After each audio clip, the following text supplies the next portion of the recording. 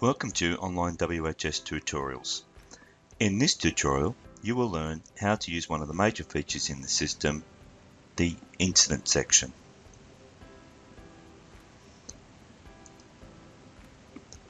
The incident register is color-coded red, orange and green. Red means that an incident is logged and it needs to be investigated. Orange means that it's actually been investigated and needs a supervisor's report or a corrective measure built.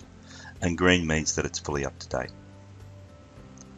You can siphon through these different buttons here to actually filter this register in certain areas. You can also publish this register in a variety of reports. You can actually print a QR code for an incident form. So it's a good idea to actually enter every single site and go through every single site. Do you want to make this public? Yes. Public means that if they scan this QR code that this will create, it will open up the incident form on the user's phone without even entering a username and password. Do you want to show employees on the form? Well, if it's only your employees using this form, the answer is yes. And if it does so, it'll actually save it in their history. If it's the general public can access this QR code, the answer would be no for privacy reasons. Let's add a signature box and go print. That's printed out a QR code for an incident form. All you need to do now is print that out, put them around your facilities, and when people scan that, they can log incidents literally straight away. So it is a great way to get started. Of course, the person can log into the system via their mobile phone and log incidents as well.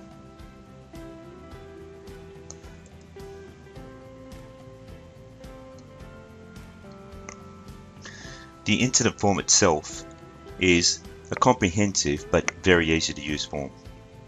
You do have the helper to show you on your mobile phone as well as on your computer. But you can select either from an employee, contractor, visitor, volunteer, client or student.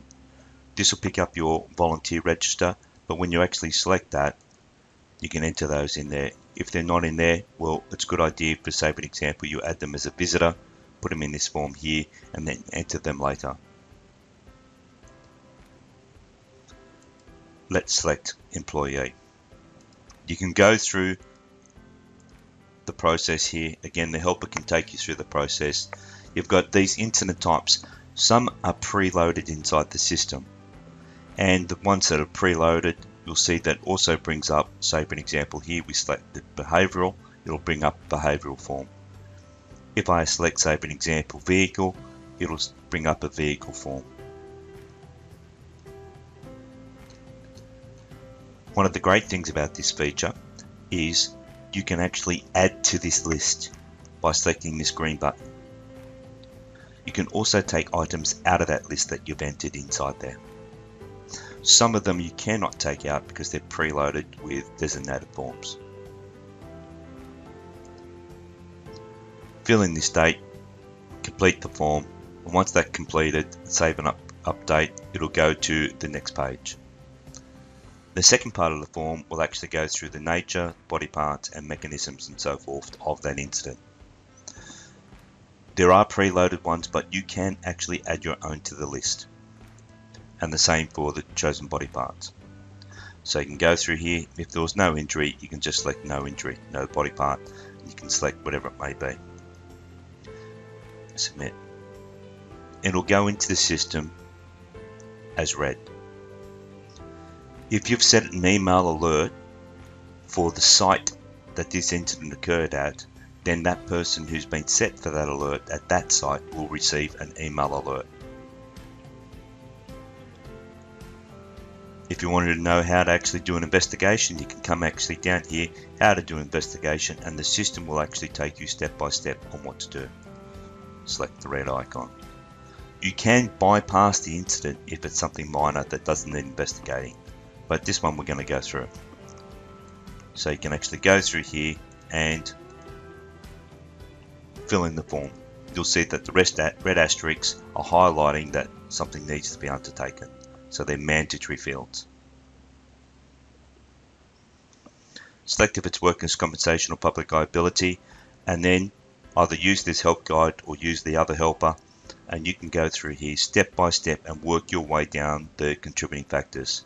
So you're asking yourself, was supervision a cause in this incident, and so forth down the line.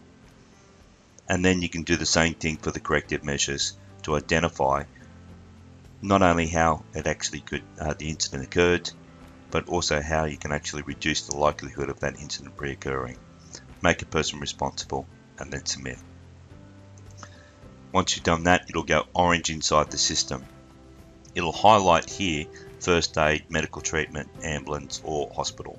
So if you do have 4 green ticks there, you know that it's been a major incident.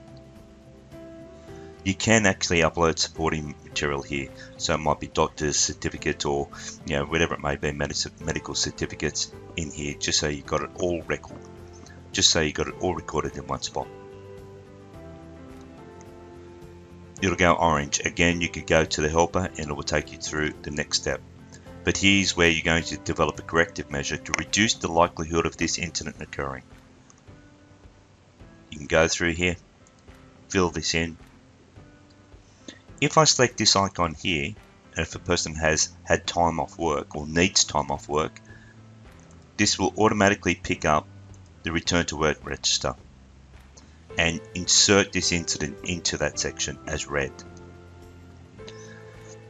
Go through all these kind of processes here, answer all these radio buttons. Some of them expand, but the most important thing is the action registers, or the actions that you need to implement to reduce the likelihood of this incident occurring.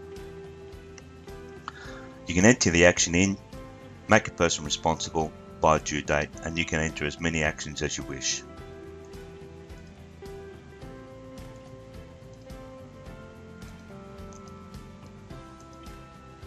Submit. That will email alert those people that were set for the actions, but it'll also put it into the person's to-do list that they've actually got an action as well. It will also put it into the action register as an outstanding action. You can publish this register in a variety of reports. So it's always making people accountable when you're actually setting that actions for those implementing those corrective measures. After the incident is actually entered, it will go green inside the system. Again, you can actually upload documentation to that. But the system has also developed a whole series of statistical reports. If you have added to the injury types, they will be seen here. So you can actually drill down further to see what actually was, who are the people related to damaged equipment, property, etc., and print that out. And then you've got your graph reports where you can even, say for an example, drill down further or see exactly what is actually causing that incident. All these sections here are picking up the incident register, the incident form, as well as the investigation form and the corrective measure form.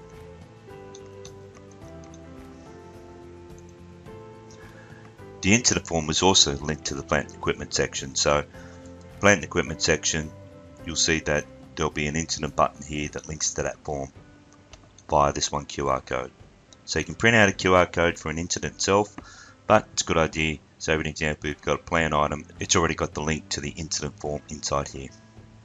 Make sure when you're setting the email alerts for the incident that you set it at 0, because you want to receive an email alert immediately. Well, I hope that helps you actually identify how to use the incident register and what a great feature it is.